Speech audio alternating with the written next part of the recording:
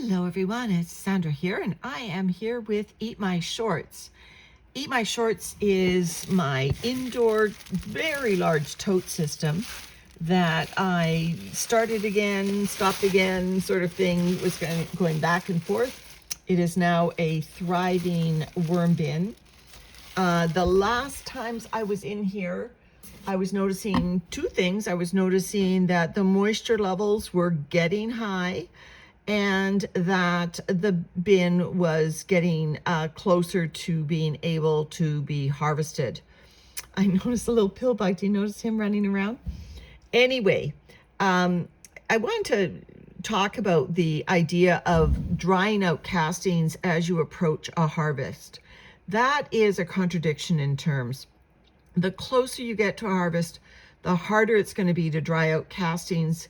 And so efforts to dry out castings, like I did, I actually had some brown paper to wick out some moisture a few feedings ago.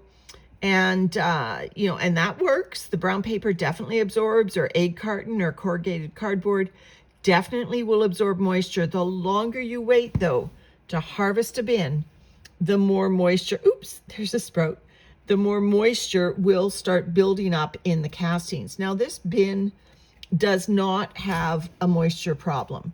But like I said, it was getting more and more moist. There's a little baby.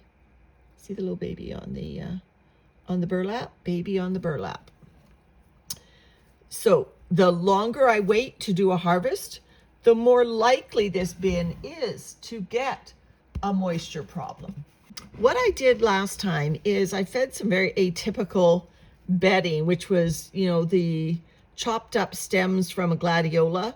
They were dry, and you see that they are now, after 10 days, they are showing dampness. Now, like I said, the closer this bin gets to harvest, the harder it's going to be to control the moisture.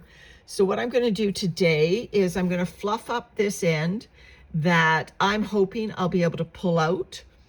I think these are, anybody recognize, is that a cantaloupe sprouting? I had cantaloupe seeds, and the stem is broken, so it's now worm food. But I'm going to fluff up this end and just see how these castings, vermicompost, is doing. And, these little cocoons that the worms are leaving me, I'm going to start throwing them in the end that will not come out. There's another cocoon that will not come out in a harvest. And that's just a smart thing to do as you get closer to a harvest. Just, if you see cocoons, put them in the end that you're not going to harvest. There's another cocoon. And that way the worms will hatch in the bin and stay in the bin and not get carried out with the harvest. All right. And instead of throwing this worm around anymore, I think I will move him because I've tossed him a few times already. All right, so let me just check this end and see what it looks like. I actually don't need to fluff it in its entirety. I'm just kind of doing a very gentle check on the moisture, and it's fine.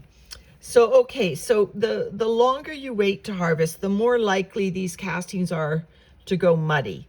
And, even though I've still got, obviously, bits of carbon in here, bits of bedding, bits of leaves, the longer I wait, the more likely I'm going to get, really damp castings. Now, that's not a big issue for me because I don't sift my castings anymore. I mean, I would if I'm harvesting Gilligan and have great big chunky material.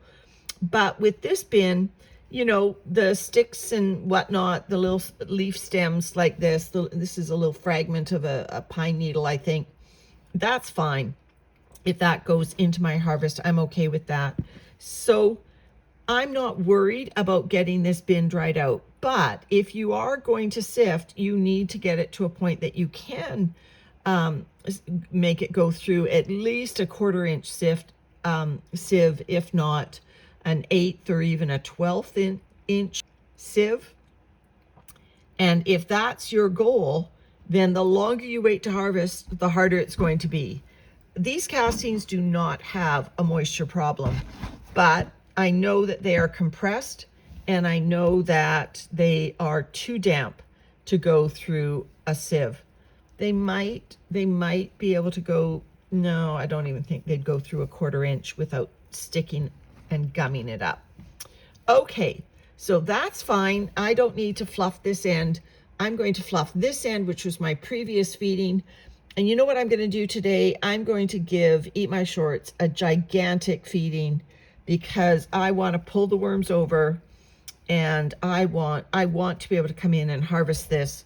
And so let's pull the worms into this end, get the glads all stirred up with the new food, and then I'll add a rich topping of carbon on top so that the worms will stay in this zone. So I know we're still dealing with the leftovers from the tamale in here.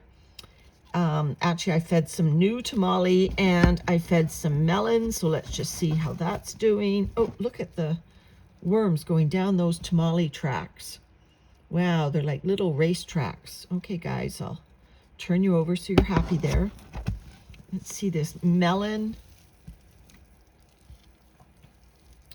Whoa, look at that. Worms in the cantaloupe. That's just the rind creating all that excitement. That's not even the inside of a cantaloupe. That's a lot of worms. Chowing down. This is after 10 days. They are still eating this rind. It was kind of thick. You can see it isn't just the paper yet. They'll leave me just with the paper of the melon. Okay, so obviously leaving this bin for 10 days was not a mistake. The worms are still active in here. Let's try this other end. More tamale. Sorry, I got interrupted by a phone call there. So anyway, these are the newer corn husks. They were actually out of the bin on the side, so they do not have a lot of action on them. So I will bury those this time. And so, yeah, lots of castings. Now these castings are very moist because, as you know, melon is very moist. So I'm going to pull the castings out from this area. On the bottom, they are definitely damp. See, look at that's almost getting muddy.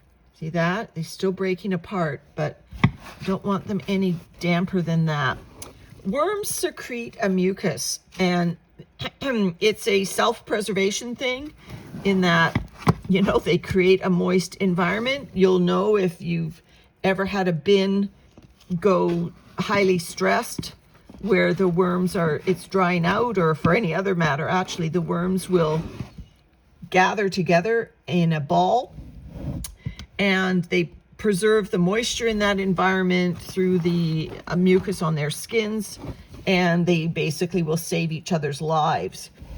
And so the longer you allow worms to move through material, the more of that mucus they are going to be spreading around, and they get the moisture from the food that they're eating, obviously from the bedding materials, but the fact that they distribute it through finer particles of the castings makes castings a lot more moisture retentive than something like these corn husks. So the little bit of moisture that's still in this stalk is going to be extracted by the worms, converted into castings, and the moisture is going to be more difficult to evaporate or otherwise remedy in a bin. So I'm just pulling out the stringy big bits here. And like I said, I want to give these worms a big feeding. Now they have that melon, so that's changed my mind a little bit. But see tamales, when they get old, they go into strings. But I still want to give them a good feeding. I'll just pull this melon out. Now, when you're doing a side-to-side migration, it's okay If some of the worms end up in the side that you want them to vacate, it's okay. In fact, having them crawl through this end all the way to where the food is going to be is probably a good thing. They will take another look at the material that's in this end and probably chow down on some of it as they go. That's a pine cone. So you'll see that I'm pulling out, there's a bit of a corn cob fragment. I'm pulling out some obvious big bits, those gladiola stems. Worms are coming along with. There's more tamales. Wow, there's a lot of worms in this bin. There's my Amazon mailer string. Not going to compost.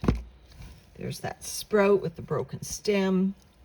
So yeah, all of this is going to be going into the end where I'm going to feed. And actually, I think I will feed right there so that I have this material to put on top. This is one of my generic feedings of pulverized food scraps. So I'm giving 2 handfuls, which is actually, for pulverized food, that's quite a bit of food.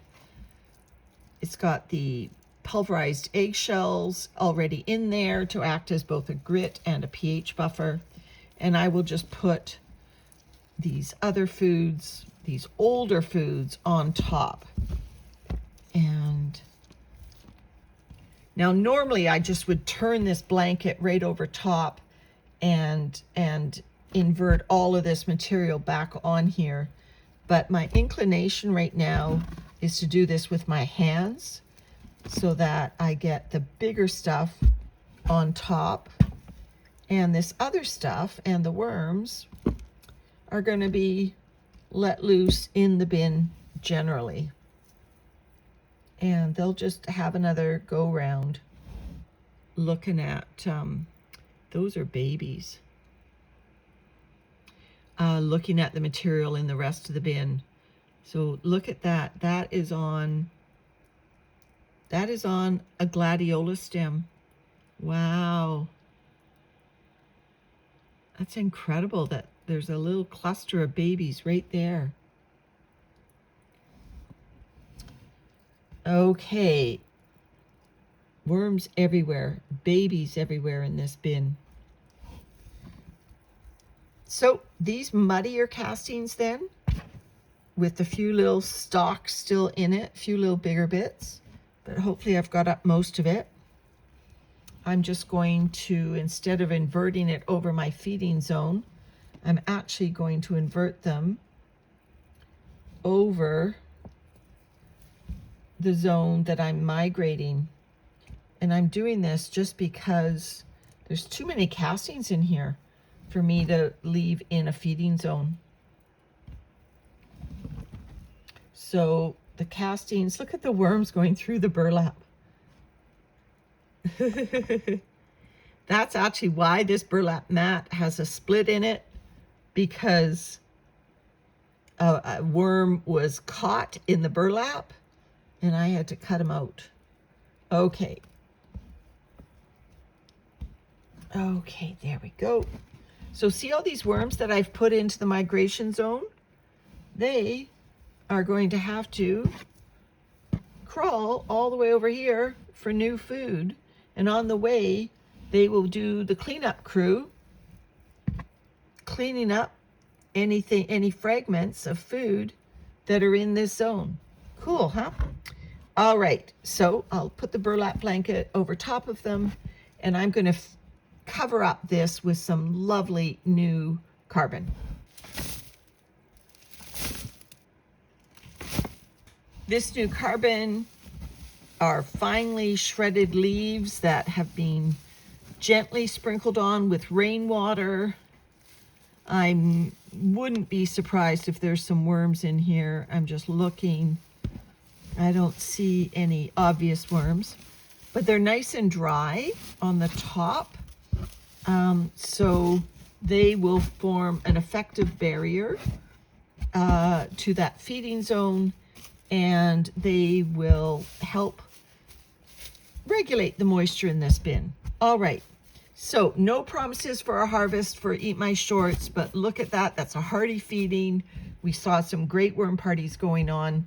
All right, everyone. Take care. Bye for now.